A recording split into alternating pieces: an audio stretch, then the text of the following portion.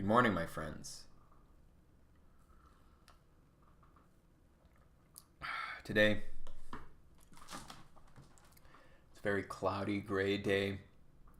Pretty warm out. It was warm out the past few days, so all the snow that's sort of come is starting to sort of melt away a little bit, which is not usually a pretty sight, but it's kind of giving this weird sort of foggy atmosphere, which I kind of like. It's a nice spooky vibe going on.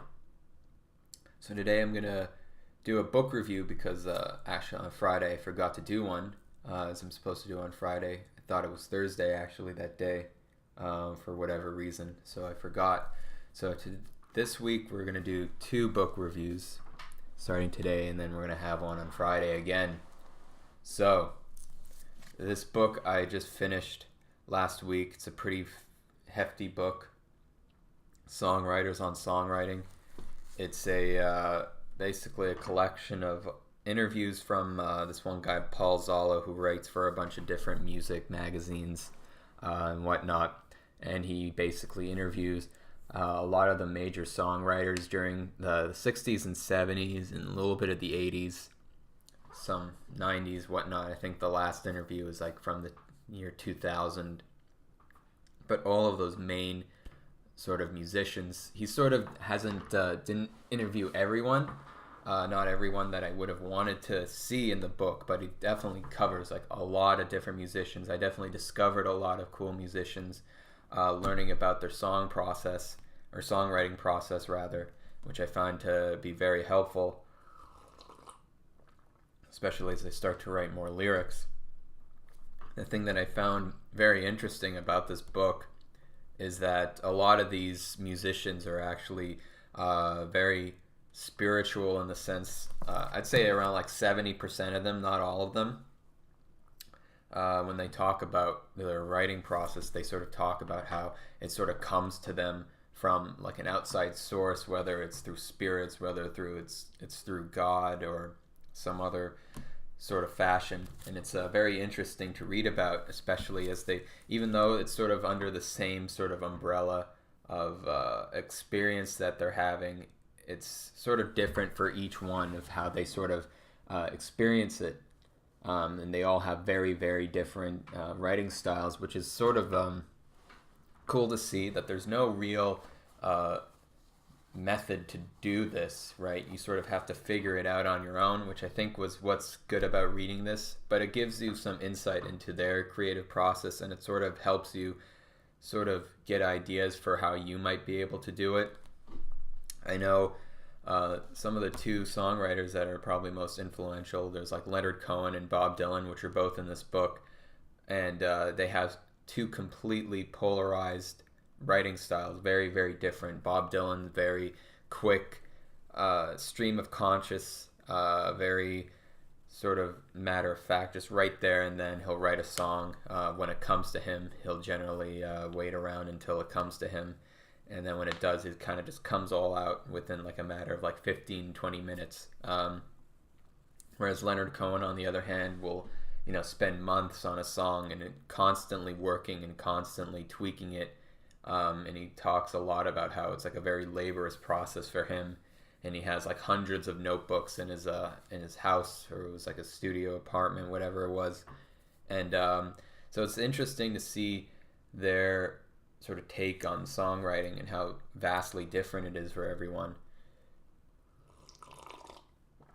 And like I said, I've discovered a lot of interesting musicians, which I think was really cool to see. One of them is a country singer by the name of Townes Van Zandt, who I never heard of before. And I started listening to a lot of his stuff, and I have to say it's like very, very profound for me, especially as someone I don't really listen to country music that much. After discovering him, I realized it's a whole different level of what you can do with that country music sound, and I thought it was definitely a very good discovery for me. I definitely have been listening to a lot of his music lately because of this book. It's probably the best thing I got from this book was reading his interview and discovering his music, because it's especially in country music, which nowadays has become very dogmatic and not very interesting in terms of its substance, right? It's very much like went a lot about from like personal tales of like addiction and love and whatnot, which are usual concepts in country songs back in the day, to now it's about trucks and America and going mudding and all that stuff, which is kind of disappointing to see, but it is what it is. But Townes Van Zandt, definitely check him out. He's very, very talented. So overall, there's not really much else I can talk about with this book. It's a very long read. You're not. I mean, I don't remember all of the interviews. Some interviews were pretty lackluster, and some musicians I just didn't really care much for because of their music. I wasn't much of a fan of, which is fine. Some people might appreciate them more, but I particularly don't.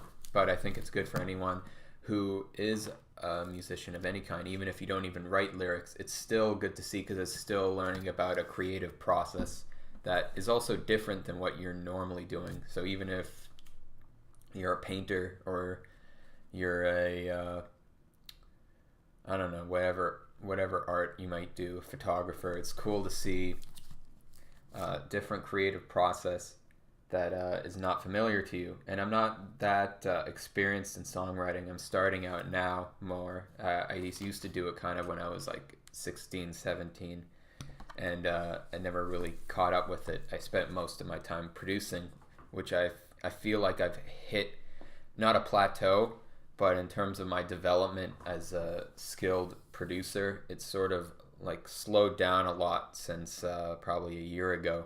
I'm still trying to improve, but it's sort of hit that point where I went from a beginner to, I guess, I don't know, whatever level I'm at today.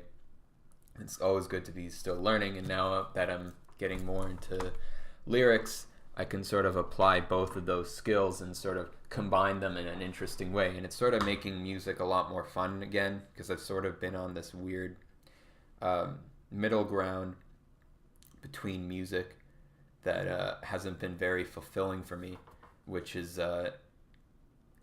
it's hard to go through. It's hard to make music when you're not particularly enjoying it, which I think is the most important part.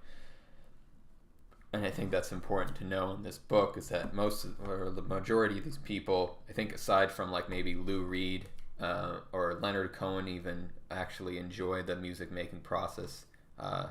Leonard Cohen, for him, it's like his work, but even still, he loves the concept of having to work for whatever reason. Overall, though, I think that's pretty much all I have to say about this book. I definitely recommend it. It is a long read. The text is pretty small, too, so for some people it might take a while, but I actually went through this pretty quickly. I actually got through like a third, like a huge chunk of this book while I was working as an extra, because there was just nothing to do the whole day. So I just basically read like a third of this book, like 200 pages in one day, because I had nothing else to do, which is a good way to spend your time, I guess, when you're doing that kind of thing. And I think that was important. So anyway, that's all I have to say, and I hope you have a wonderful day.